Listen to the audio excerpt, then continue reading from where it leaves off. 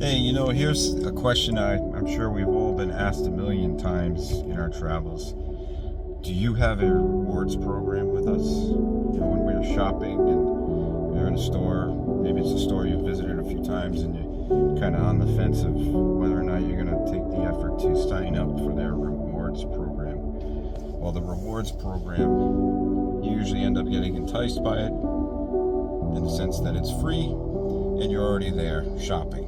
Well, something that I was thinking about as I made the connection and kind of parallel to Christianity is that often we feel that when we become Christians, we treat it like we're signing up for a rewards program. We say, yes, I'm a sinner, I want to be saved, sign me up. And then we walk away and we don't put in the work to become changed.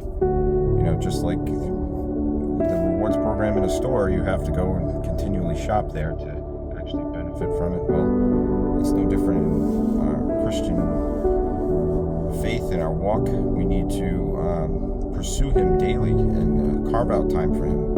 So the challenge that I'm putting on myself, and kind of want to just put it out there to whoever needs to hear it, is that I find myself making the excuse of, well, I'm just so busy, I just wish I had more time to put aside for God. And that's just, in all honesty, not true.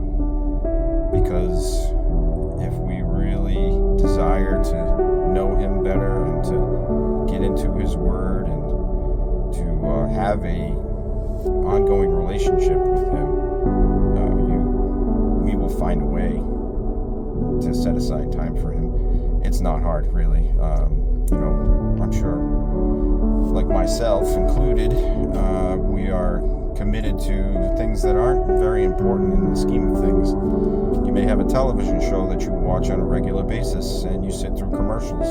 Well, an average television show that's an hour long has 12 minutes of commercials in it, so I'm sure we could find 12 minutes there to pray or thank God, or just, it doesn't even have to be 12 minutes, but for some reason the number 12 kind of popped into my head, and as I was really reflecting on this, I have been challenging myself to put aside 15 minutes every day minimum for praying, and I kind of been splitting that up into increments, but I really feel like I'm kind of checking the box, so I'm sure I'm not alone in that, and I want to be more concentrated and consecrated in the time that I use for prayer. So the challenge that I am putting on myself, and kind of want to, as I said, put it out there for anyone who may be inspired to do the same themselves, is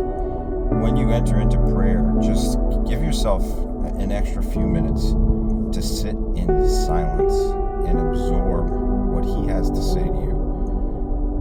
Like any good communication or conversation, you have to be able to listen. You can't just ramble.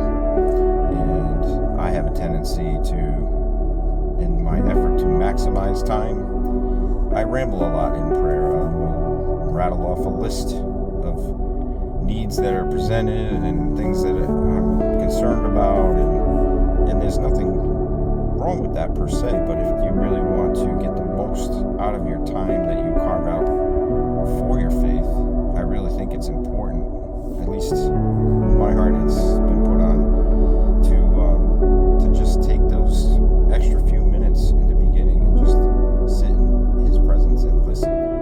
Because since I've started doing that, it's been amazing to me. Like, it's the little subtle things that are spoken in those moments on my heart, put in my heart. Like just a passage made